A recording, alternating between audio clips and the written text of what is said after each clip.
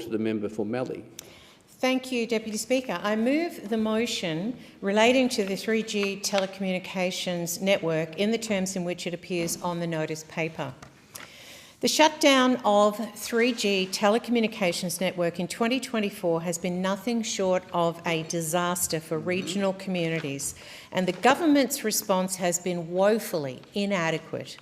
I rise today to speak on behalf of regional Australians across this country who have been left behind, again by the Albanese Labor government, when it comes to access to telecommunications services. Let me be clear. While the decision to shut down the 3G network was made by commercial operators, TPG in January of 2024, followed by Optus and Telstra in the October, it was the Albanese government's responsibility to ensure that regional Australians would not be worse off.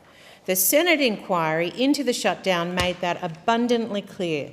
The government should have delayed the shutdown until it was satisfied that the 4G network provided coverage equivalent to or better than 3G. But instead of taking action, the government relied on the promises of telcos, promises that have actually proven hollow. Thousands of Australians, particularly in rural and remote areas, now face worse coverage or no coverage at all. Phones drop to SOS mode, medical alarms have failed, farmers are left without connectivity on their properties. This is not just inconvenient, it is dangerous. The impacts have been widespread. Devices that relied on 3G, ag tech tools, for example, security systems and life-saving medical equipment have been rendered useless. People are forced to install expensive satellite systems like Starlink just to stay connected. And all of this during a cost of living crisis, where regional Australians pay the same for mobile plans as city dwellers but receive a far inferior service. The government's response to the Senate inquiry's final report was lazy and non-committal. Labor have failed to agree to any new actions, they have failed to take responsibility, and they have failed regional Australians. The Telecommunications Industry Ombudsman received over 51,000 complaints from regional consumers between 2021 and 2024. These complaints range from poor service quality and outages to accessibility barriers and unresolved faults. Some constituents have reported faults for years without any improvement.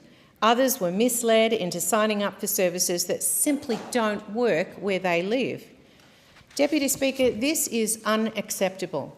The Senate committee made two key recommendations in their final report that must be acted upon immediately by Minister Wells and the Albanese government. Firstly, to establish a program to help customers who lost mobile coverage due to the 3G shutdown. This program should be co-funded by government and industry and include subsidies for connectivity equipment, boosters, satellite services and replacements for obsolete devices. Secondly, they should expand the national audit of mobile coverage to include off-road areas, including private land such as farms and grazing properties. This data must be collected from consumers, cross-referenced with telco data and published in an accessible format. I call on the Minister for Communications to take responsibility for this botched shutdown.